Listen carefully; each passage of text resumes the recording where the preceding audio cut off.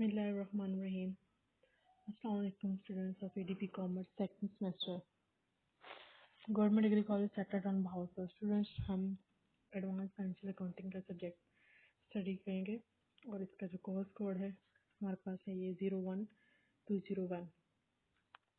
Discuss हम करेंगे week 10 का सिलेबस, जिसमें टॉपिक हमारे पास है cash flow statement IAS 7 problems. Cash flow statements detail में हम पहले डिस्कस कर चुके हैं, इसकी थ्योरी इससे पिछले तीसरे लेक्चर में हम डिस्कस कर चुके हैं कैश फ्लो स्टेटमेंट क्या है। अब हम इसकी प्रॉब्लम्स देखेंगे कि इसकी कुछ एग्जांपल्स दिए हुए हैं, फॉर्मेट दिया हुआ है और इसकी कुछ प्रॉब्लम्स दी हुई हैं। फॉर्मेट हम देखते हैं कि हमारे पास फॉर्मेट है ये इनडायरेक्ट मेथड का। Format for cash flow statement for the year ended as per the accounting standard 3 revised. कोई भी स्टेटमेंट बनाने से पहले उसके ऊपर उसकी जो डिटेल होती है वो लाजमी लिखनी होती है कि ये हम प्लान स्टेटमेंट बना रहे हैं फॉर द पीरियड, कौन से पीरियड के लिए है और कौन सी स्टेटमेंट है। ये तीन चीज़ें हमें लाजमी लिखनी होती हैं। उसके बाद हम ये बना रहे हैं ये कैश फ्लो स्टेटमेंट कौन से पीरियड के लिए, मतलब फॉर्मेट में जैसे हम क्वेश्चन सोल्व करेंगे तो हम वैसे इसका पीरियड लिखेंगे।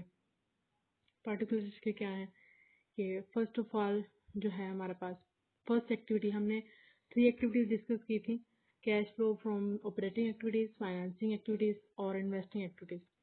फर्स्ट जो हमारे पास एक्टिविटी है हमने डिस्कस की थी operating activity.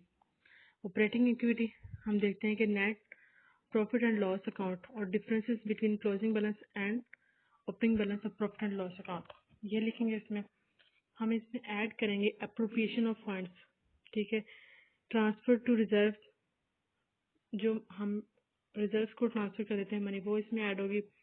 Propose dividend for current year, interim dividend paid during the year, dividends इसमें ऐड होंगे। और provision for tax made during the current year, ये भी ऐड होगी इसमें। और extraordinary item if any debit to the profit and loss account. अब इसमें से जो लेस आइटम्स करेंगे वो कौन से हम आइटम्स लेस करेंगे, कोई भी एक्स्ट्रा ऑर्डिनरी आइटम है if any credit to the profit and loss account. Profit and loss account में कोई भी अमाउंट से हमारी जो है क्रेडिट हो रही है तो वो यहाँ से हम लेस कर देंगे। Refund of tax credit to profit and loss account. अब हमारे पास जो एंड पर आएगा नेट प्रॉफिट आएगा before taxation and extraordinary items. B जो है इसमें फर्स्ट ए हमने डिस्कस किया है अप्रोप्रिएशन ऑफ फंड। बी हम इसमें डिस्कस करेंगे कि नॉन ऑपरेटिंग एक्सपेंसेस जो हैं वो हम इसमें ऐड करेंगे। नॉन ऑपरेटिंग एक्सपेंस कौन से हैं, preliminary expenses, discount on issue of shares and debenture, return of goodwill, patents and trademark amortised, interest on borrowing and debentures add करेंगे।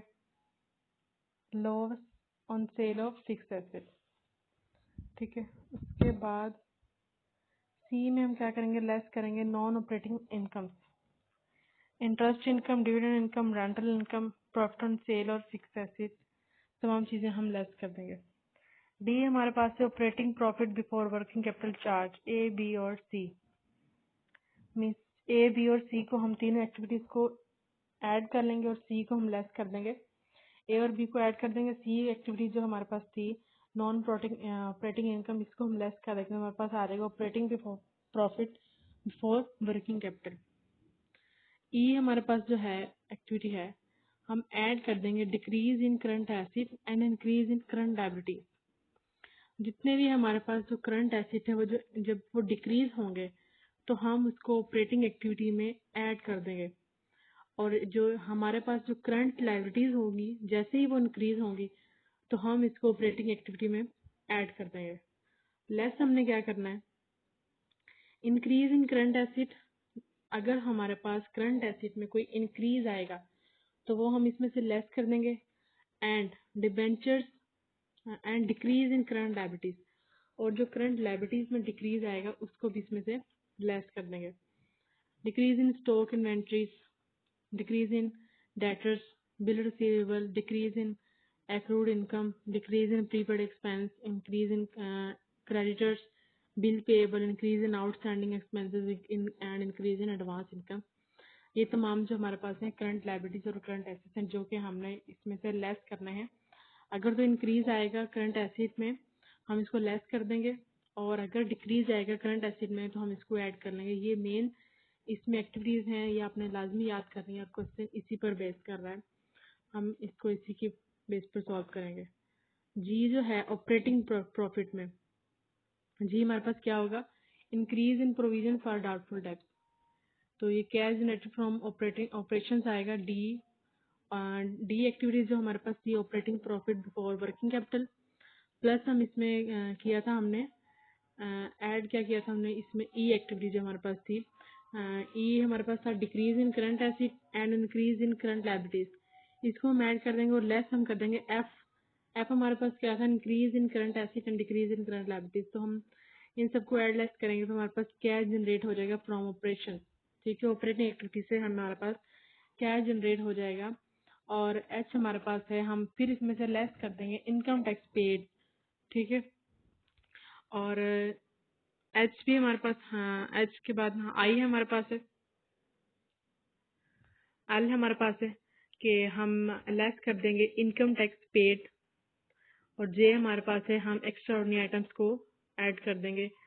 और हमारे पास के है, के हमारे पास है कि net cash from use in operating activities. ये जिस फॉर्मेट में इतनी डिटेल दी हुई है, अदरवाइज आपकी जो डिटेल है वो इस यहाँ तक होगी कि डी एफ तक होगी, जी तक, ज़्यादा लेंथी क्वेश्चन में इतनी चीज़ें नहीं आएंगी। उसके बाद हम जो हमारे पास सेकंड एक्टिविटी है, हमने जो पहले डिटेल डिस्कस की, हमने डिस्कस किया ऑपरेटिंग एक्टिविटी से रिलेटेड। सेकंड जो हमारे पास है ये cash flow from investing activity है, इसमें हम देखते हैं कि क्या ऐड होगा और क्या लेस होगा। जो चीज़ें ब्रैकेट्स में जो अमाउंट्स होंगी वो हमारी लेस वाली होंगी, और जो विदाउट ब्रैकेट है वो हमारी ऐड वाली हैं। तो proceed from sale of fix asset ये हम ऐड करेंगे। Proceeds from sale of investment ये भी हम ऐड करेंगे। Proceeds from sale of intangible assets ये भी हम ऐड करेंगे। जो सेल्स हमारी हो रही हैं उनसे जो हमारे पास रेवेन्यू इनकम जनरेट हो रहा है उसको हम इन्वेस्टिंग एक्टिविटीज में ऐड करेंगे। Interest and dividend received for non financial companies only, तो ये हमारे पास जो इंटरेस्ट और डिविडेंड हम रिसीव करेंगे उसको भी हम ऐड, बल्कि इसको हम लेस करेंगे। उसके बाद रेंटल इनकम इसको भी हम लेस करेंगे। परचेज ऑफ फिक्स एसेट इसको भी लेस करेंगे। परचेज ऑफ इन्वेस्टमेंट इसको भी लेस करेंगे। और purchase intangible asset like goodwill. Third हमारे पास जो एक्टिविटी है cash flow from financing activity, इसमें हम देखेंगे फर्स्ट हमारे पास है proceed from issue of shares and debenture, less होगा। Proceeds from other long term borrowings less होंगे। फाइनल डिविडेंड पे करेंगे जो हम, वो भी हम लेस करेंगे। Interest and debenture and loans paid वो भी हम इसमें से लेस करेंगे। रीपेमेंट ऑफ लोन्स ये हम लेस नहीं करेंगे। Reduction of debenture preference shares ये भी हम लेस नहीं करेंगे। तो हमारे पास जो जनरेट होगा नेट कैश फ्रॉम और यूज्ड ऑफ फाइनेंसिंग एक्टिविटी से हमारे पास जो नेट कैश आ जाएगा हमारे पास। उसके बाद फोर्थ जो हमारे पास है, थर्ड हमने एक्टिविटीज थ्री हमने एक्टिविटीज डिस्कस की हैं ऑपरेटिंग, उसके बाद investing and financing activities. Fourth हमारे पास जो पॉइंट है इस फॉर्मेट में वो है कि नेट इंक्रीज और decrease in cash and cash equivalents, वो हम इसमें मेंशन करेंगे। और इसमें फिर हम ऐड कर देंगे cash and cash equivalents in the beginning of the year. Beginning of the year में जितने भी कैश हमारे पास था किसी भी वो चाहे फॉर्म में हो, चाहे कैश इन हैंड हो, चाहे वो बैंक में हो, चाहे शॉर्ट टर्म डिपॉजिट्स हो या मार्केटेबल सिक्योरिटीज हो, जो कि at the beginning of the period होंगे उसको हम ऐड कर देंगे। Cash in cash equivalents at the in the end of the period, cash in hand, cash and bank, ठीक है, short term deposits, marketable securities. तो ये इन्होंने नोट दिया हुआ है आगे कि amounts in brackets indicate negative account, negative amounts that are to be deducted. जो नेगेटिव ब्रैकेट्स में अमाउंट्स है वो तो अमाउंट्स क्या है, डिडक्ट करनी है। हम क्वेश्चन देखते हैं, इलस्ट्रेशन नंबर 11 दी हुई है। From the following information prepare the cash flow statement for the year ended March 31, 2007। हमने स्टेटमेंट बनानी है, कैश फ्लो स्टेटमेंट बनानी है हम, ठीक है। इसमें बस जो पर्टिकुलर दिए हुए वो हैं ये कि ओपनिंग कैश बैलेंस हमारे पास है 10,000, क्लोजिंग कैश बैलेंस हमारे पास 12,000। क्वेश्चन ये तभी सॉल्व होगा जब आपने फॉर्मेट याद किया होगा। इजीली फॉर्मेट आपको याद होगा, फॉर्मेट से हम क्वेश्चन की रिक्वायरमेंट्स, क्वेश्चन के अकॉर्डिंग जो है वैल्यूज पुट करते जाएंगे, ऐड लेस करते जाएंगे, हमारा इजीली क्वेश्चन सॉल्व होगा। पहले आपने फॉर्मेट याद करना है, बाद में आपने क्वेश्चन अटेम्प्ट करना है। तो ओपनिंग कैश बैलेंस हमारे पास 10,000 था और क्लोजिंग कैश बैलेंस हमारे पास 12,000 था। डिक्रीज इन डेटर्स 5,000 और इंक्रीज इन क्रेडिटर्स 7,000। ये दोनों चीजें जो हैं, डिक्रीज इन डेटर्स जो हैं हमारे क्या है, करंट एसेट है, और इंक्रीज इन क्रेडिटर्स ये हमारा करंट लायबिलिटी है। उसके बाद हम देखेंगे सेल ऑफ फिक्स एसेट, हम देखेंगे ये किस में आता है, इन्वेस्टिंग एक्टिविटी में आता है कि फाइनेंसिंग एक्टिविटी में आता है। रिडम्पशन ऑफ डिबेंचर्स 50,000 है और net profit for the year है 20,000। हम अब प्रिपेयर करेंगे cash flow statement for the year ended December 31 March 2007। तो हमारे पास जो पर्टिकुलर्स हैं cash flow from operating activities, सबसे पहले हम जो ऑपरेटिंग एक्टिविटीज उसको देखेंगे। इसमें जो फर्स्ट पॉइंट हमारे पास है net profit for the year before tax. Year before tax जो हमारे पास नेट प्रॉफिट दिया हुआ है ये हमारे पास दिया हुआ है 20,000। ये थोड़ा सा आगे पीछे अमाउंट्स हो रही है यहाँ पर। नेक्स्ट हम इसमें ऐड कर देंगे increase in creditors. Increase in creditors, creditors हमारे कितने थे क्वेश्चन में 7,000, और डिक्रीज इन डेटर्स कितने थे 5,000। दोनों को हम ऐड करेंगे, ऐड करेंगे तो हमारे पास जो आंसर आएगा वो आएगा 12,000, और 20,000 में हम ये 12,000 ऐड कर देंगे तो हमारे पास 32,000 जो अमाउंट आएगी, हम इसको कहेंगे कि net cash provided by operating activities. B हम देखते हैं कि हमारे पास बी एक्टिविटी कौन सी है। बी एक्टिविटी हमारी है cash flow from investing activities. Investing activities में हम फर्स्ट ऑफ ऑल देखेंगे कि proceeds from sale of fix asset. ठीक है, फिक्स एसेट जो हमने सेल किया उससे हमें कितनी प्रोसीड्स हुई है, क्या इनकम जनरेट हुई है 20,000। सी हमारे पास क्या है, हम cash flow from financing activity, इसमें रिडम्पशन ऑफ डिबेंचर्स आएगा। रिडम्पशन ऑफ डिबेंचर्स हमारे 50,000 थे, ये हम लेस करते हैं, इसको हम लेस कर देंगे, और एंड पर हम देखेंगे कि net cash used in financing activities. और उसके बाद डी हमारे पास पॉइंट होगा, हम देखेंगे कि नेट इंक्रीज इन कैश, कि हमने जो कैश फ्लो स्टेटमेंट बनाई है उससे हमें कैश में हमारे पास इंक्रीज हुआ है या डिक्रीज हुआ है। तो यहाँ पर हमारे पास इंक्रीज होगा, हम इसको ऐड कर लेंगे, ए बी और सी तीनों को ऐड कर लेंगे। ए हमारे पास था ऑपरेटिंग एक्टिविटी, बी हमारे पास है इन्वेस्टिंग एक्टिविटी, और सी हमारे पास है फाइनेंसिंग एक्टिविटी। तीनों को हम ऐड कर लेंगे। ठीक है, ऐड करेंगे, हमारे पास ऑपरेटिंग एक्टिविटी से अमाउंट हमारे पास जो जनरेट हुई थी 32,000 हुई थी, और हमारे पास इन्वेस्टिंग एक्टिविटी से जो अमाउंट आई थी वो थी 20,000। इन दोनों को ऐड कर लेंगे, 32,000 एंड 20,000 दोनों को ऐड कर लेंगे। इसमें से हम अब लेस कर देंगे जो हमें फाइनेंसिंग एक्टिविटी से हमारे पास इनकम जनरेट हुई थी, जो कि रिडेम्पशन ऑफ डिबेंचर से हमें इसको लेस करना है, तो हम इसको इसमें से लेस कर देंगे। 32,000 एंड 20,000 लेस करेंगे 50,000, तो हमारे पास जो इंक्रीज हुआ है कैश में वो सिर्फ ओनली 2,000 का हुआ है। अब हम ऐड कर देंगे cash at the beginning of the period. Cash at the beginning of the period हमारे पास था क्वेश्चन में 10,000, दोनों को ऐड कर लेंगे तो हमारे पास 12,000 जो हमारे पास cash at the end of the period आ जाएगा। तो ये हमारा क्वेश्चन नंबर फर्स्ट था। अब हम क्वेश्चन नंबर 2 डिस्कस करते हैं।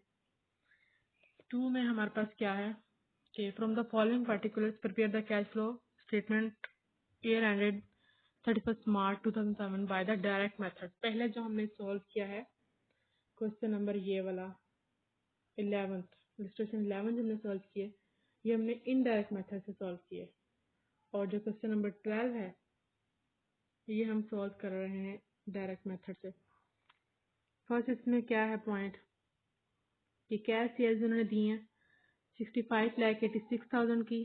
Cash collected from debtors during the year amounted to rupees 33,23,400। Cash collected क्या है, डेटर से, जो हमारे अकाउंट रिसीवेबल थे उनसे हमने ये पैसे रिसीव करने हैं।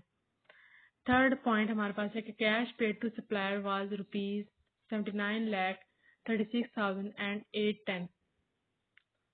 ये क्या है कि हमने सप्लायर्स को जो पेमेंट्स किए हैं, तो ये हमारे पास यहाँ पर हमारे पास ये आउटफ्लो ऑफ कैश होगा, ये ज़्यादा लेस ही करेंगे अभी इसमें से, और जो इनफ्लोज होंगे उसको हम ऐड करते हैं।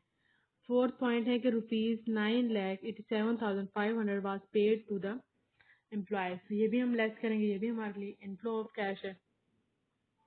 5 पॉइंट है कि furniture of the book value of the rupees 18,500 was sold, कि हमारे पास फर्नीचर था, उसकी जो बुक वैल्यू थी बैलेंस शीट में उसकी जो वैल्यू हमारे पास दी हुई थी वो 18,500 थी, और जो कि उन्होंने सोल्ड किया है, बेचा उन्होंने 11,000 का। And a new furniture costing, और उन्होंने जो न्यू फर्नीचर परचेज किया वो किया है 83,160 रुपीज का परचेज किया है, ठीक है। सोल्ड उन्होंने किया है 11,000 का, ये हमारे लिए इनफ्लो ऑफ कैश होगा। एंड जो उन्होंने फर्नीचर परचेज किया है ये हमारे पास आउटफ्लो ऑफ कैश होगा, कि हमारे पास कैश इससे रिड्यूस होगा। 6 पॉइंट हमारे पास है कि debenture of the face value of rupees 3 lakh, 3 lakh हमारे पास क्या है फेस वैल्यू है डिबेंचर्स की, वो रिडीम रेट है premium of 2% interest on debentures. Interest on debentures हमारे पास है 2%, तो हम 3 लाख का 2% जो है हम लेंगे हम इंटरेस्ट, तो हम इसको भी ऐड कर देंगे 3 लाख में, इसको भी हम इसमें से लेस करेंगे। और इंटरेस्ट ऑन डिबेंचर जिन्होंने पे किया 84,000 वाज आल्सो पेड, ये भी हम इसमें से लेस करेंगे। नेक्स्ट इसका पॉइंट है कि dividend rupees 4,50,000 for the year ended 31 March 2007 was distributed in May 2007, कि डिविडेंड जो है 4,50,000 फॉर द ईयर 31 मार्च 2007, हम जो स्टेटमेंट बना रहे हैं हम 31 मार्च को बना रहे हैं, बट जिन्होंने डिविडेंड है तो 2007 का ही, बट इन्होंने डिविडेंड पे किया है मई में, तो हम इस डिविडेंड को इस स्टेटमेंट में जो हम मार्च की स्टेटमेंट बना रहे हैं उसमें हम इंक्लूड नहीं करेंगे, ठीक है। अगला पॉइंट है cash in hand at the bank on 1 March 2006 and March 31 2007 was rupees 51,070 and 5,74,000 respectively. 2006 में हमारे पास जो था कैश बैलेंस, ओपनिंग बैलेंस है ये हमारे पास था 51,070, एंड 2007 में जो हमारे पास ओपनिंग बैलेंस है ये है 5,74,000। अब हम प्रिपेयर करते हैं कि कैश फ्लो स्टेटमेंट हम डायरेक्ट मेथड से किस तरह बनाएंगे। सबसे पहले हम इसमें पर्टिकुलर्स आ जाएंगे, और फर्स्ट इसका पॉइंट है cash flow from operating activities.